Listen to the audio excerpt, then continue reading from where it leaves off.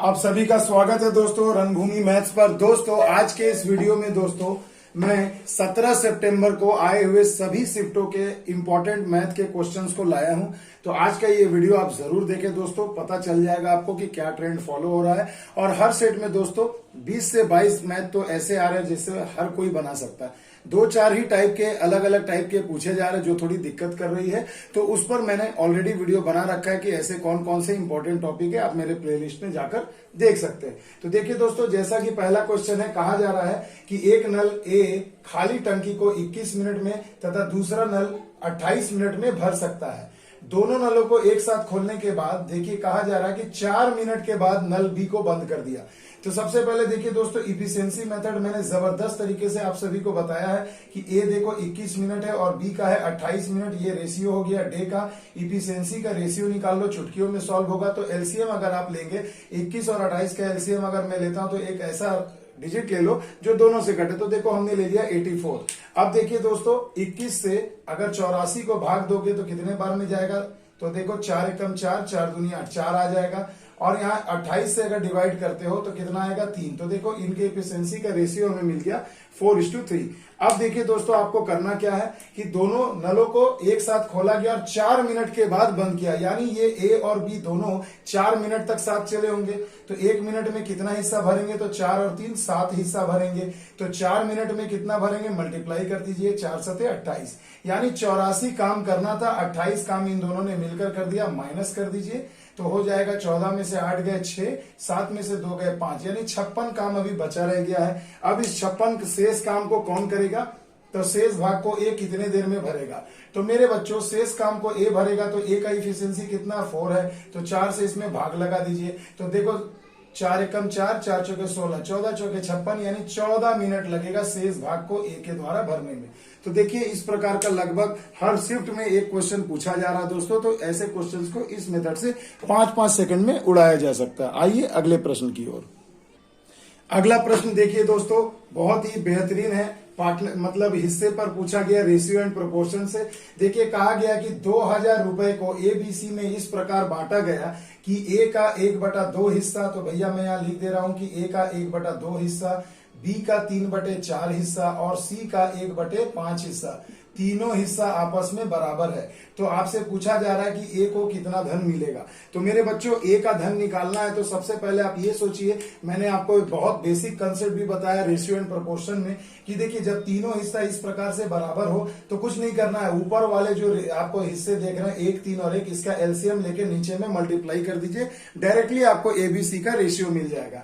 तो चलिए भैया मैं गुणा करता हूं। तो 1, 3 और 1 का एलसीएम क्या होगा? 3 ही होगा। तो मैं नीचे में सब में 3 से गुणा कर दे रहा हूं।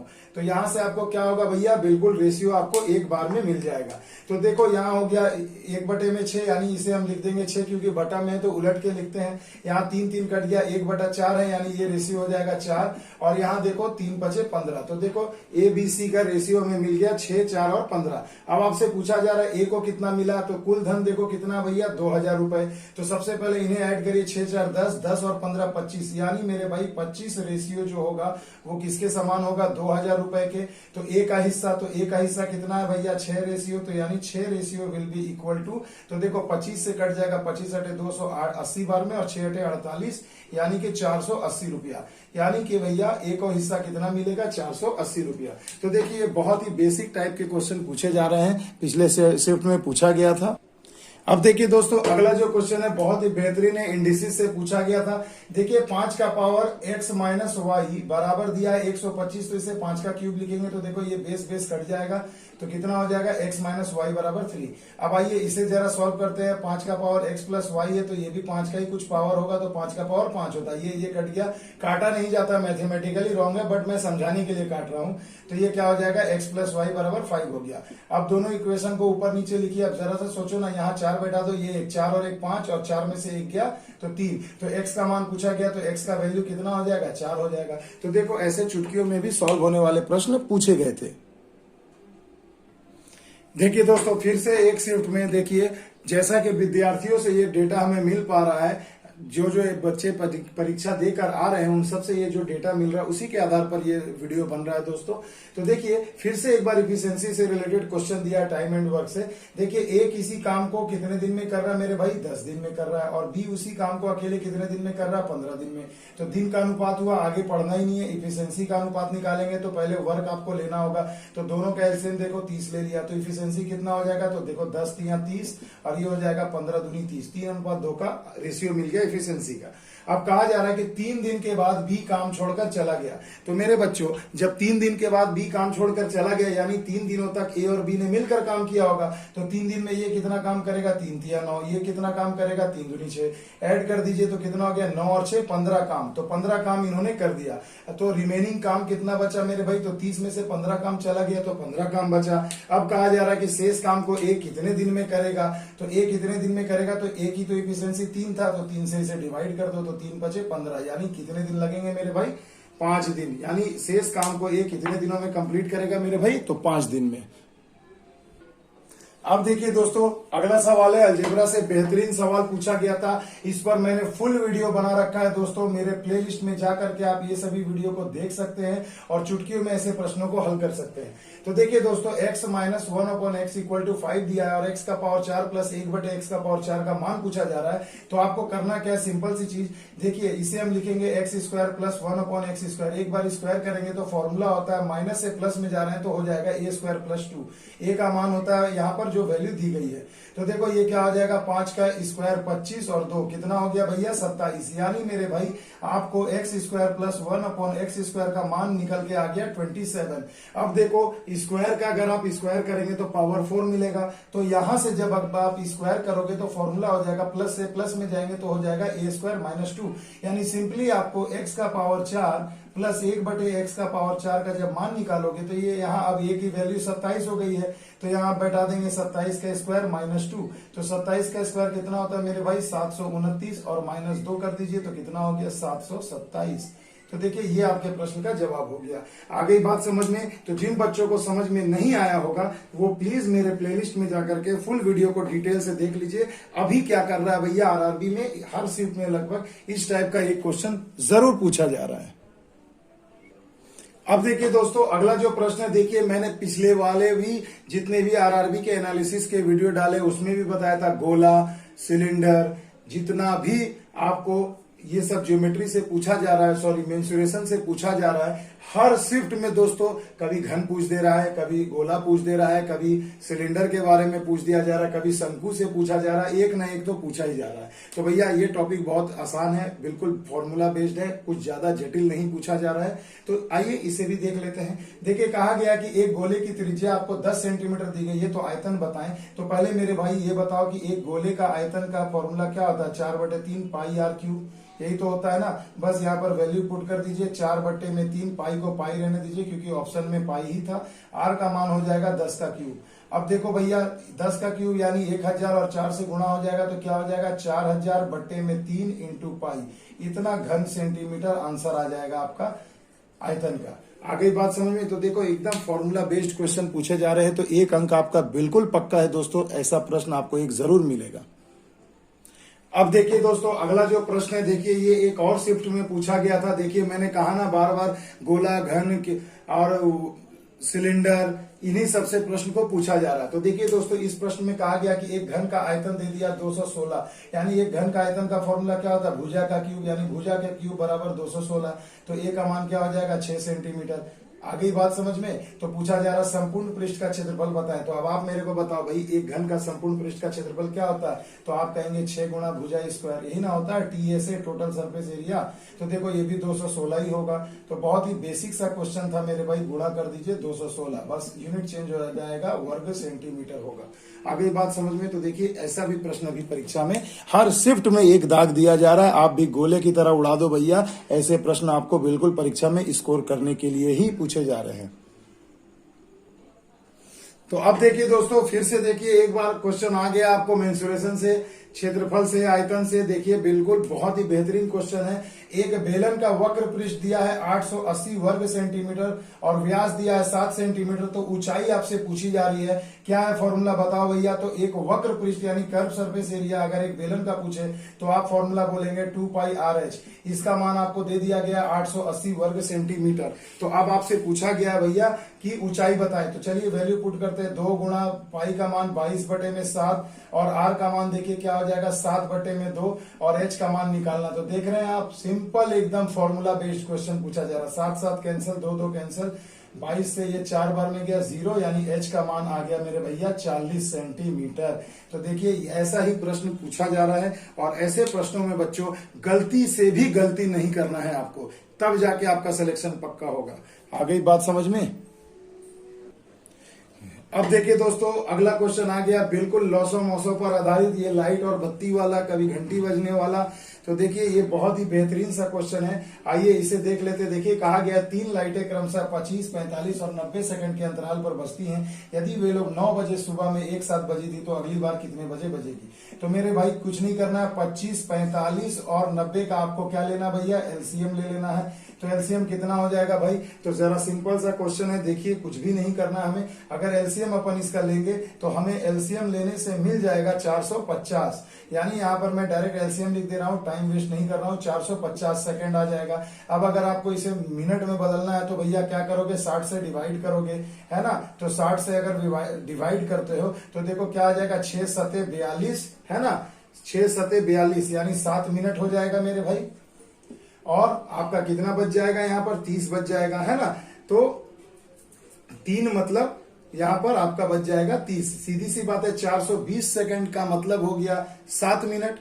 तो 30 सेकंड आपका बच गया, यानी 7 मिनट 30 सेकंड, यानी 7 मिनट 30 सेकंड के बाद ये लोग बजेंगी। तो अगली बार कब बजेगी, तो 9 में ये टाइम आपको जोड़ देना है। तो आपका आंसर हो जाएगा 9:07 और 30 सेकंड पर ये सभी बत्तियां आपस में फिर से एक साथ जलेंगी। आ गई बात समझ में। तो कुछ भी नहीं करना, ये सब भी आपके लिए बिल्कुल बेसिक सा हो सकता है भाई, इसमें कोई दो राय नहीं है। बस परीक्षा में गलती से भी गलती नहीं होना चाहिए।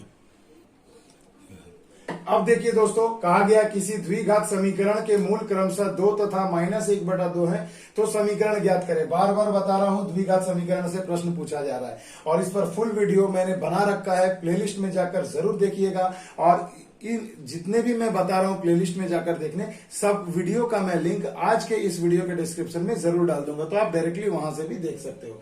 तो देखो भैया, एक द्विघात समीकरण का जब मूल है, एक मूल हो गया अल्फा 2 और दूसरा मूल हो गया बीटा -1/2, तो आपसे समीकरण कैसे निकालोगे, x² minus alpha plus beta into x plus alpha into beta. ये एक स्टैंडर्ड इक्वेशन होता है एक द्विघात समीकरण का मूल निकालने का।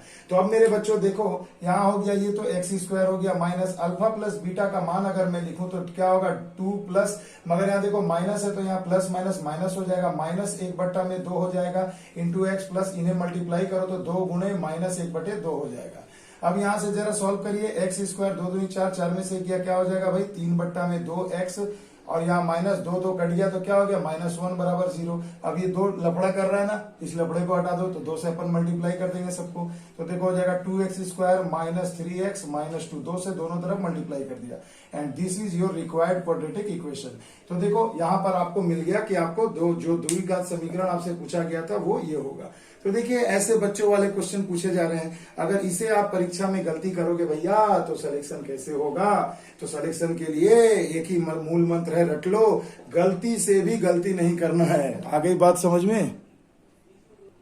तो देखिए दोस्तों, अगला क्वेश्चन बहुत ही बेसिक था। देखिए रेशियो एंड प्रोपोर्शन से पूछा गया है। देखिए इसे हम आसानी से लिख सकते हैं 16/y, ये समानुपात है तो y/25 लिख सकते हैं। क्रॉस गुणा करोगे तो y² बराबर क्या हो जाएगा 16 गुणे 25, गुणा करने की जरूरत नहीं, बस वर्गमूल निकाल दो।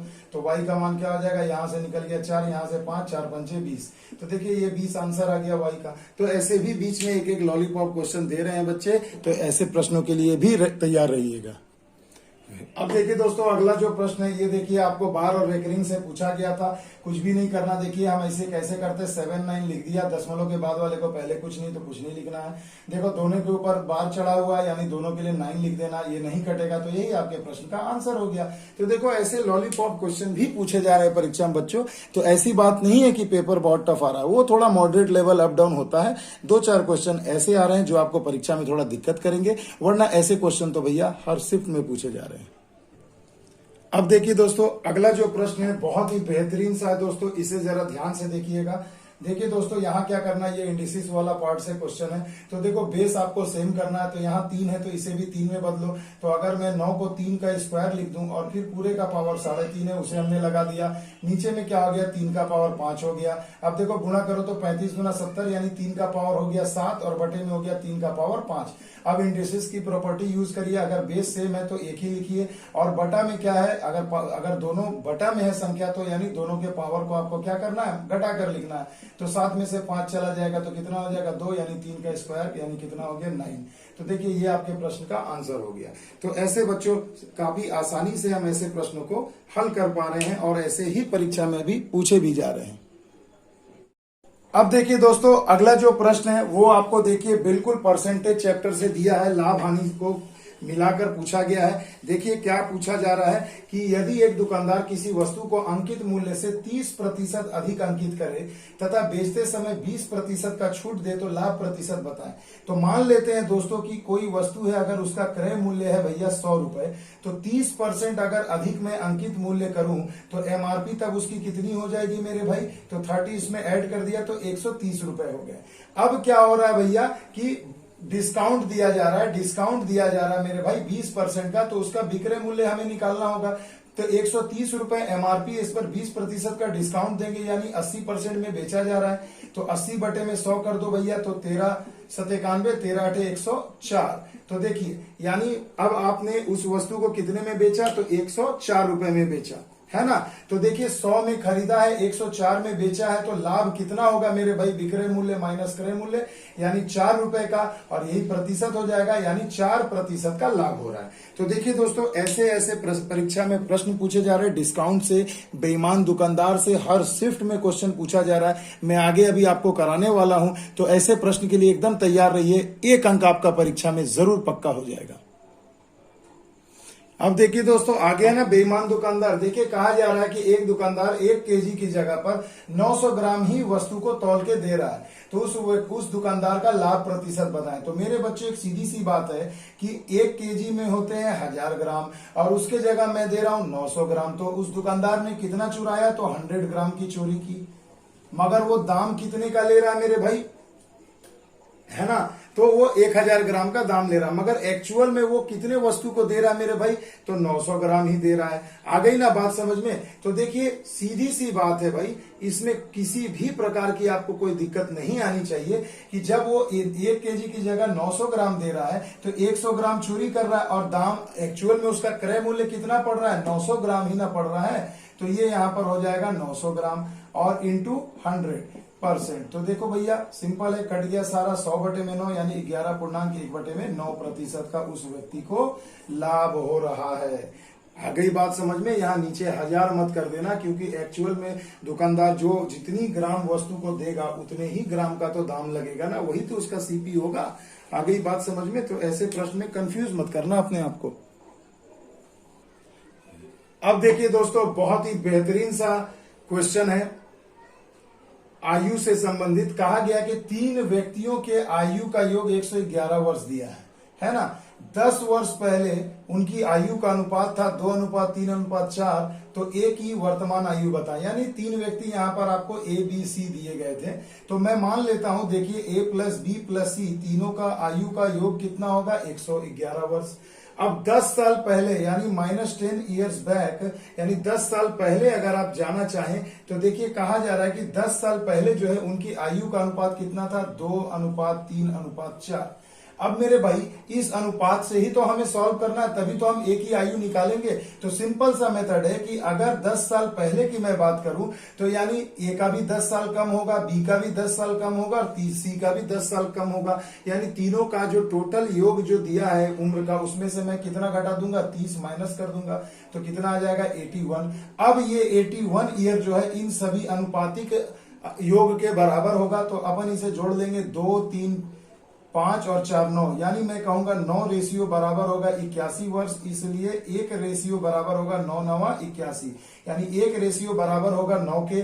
तो अब आपसे पूछा जा रहा है कि ए की वर्तमान आयु बताएं। तो अगर मैं ए की रेशियो देखूं, 2 रेशियो 10 साल पहले दिया गया है, तो 9 दूनी 18, यानी ए का आयु कितना हो गया, 18 वर्ष 10 साल पहले होगा, क्योंकि जो रेशियो है वो 10 साल पहले का है। तो ए की वर्तमान आयु कितनी होगी, तो 10 इसमें अपन ऐड कर देंगे, तो कितना हो जाएगा भैया, 28 वर्ष हो जाएगा। तो ये हो गया ए की आयु। तो आई होप आपको समझ में आया होगा दोस्तों। तो ये एक छोटा सा प्रयास था मेरी तरफ से। मिलते हैं अगले वीडियो में अगले शिफ्ट के एनालिसिस को लेकर। तब तक के लिए दोस्तों जय हिंद, जय भारत।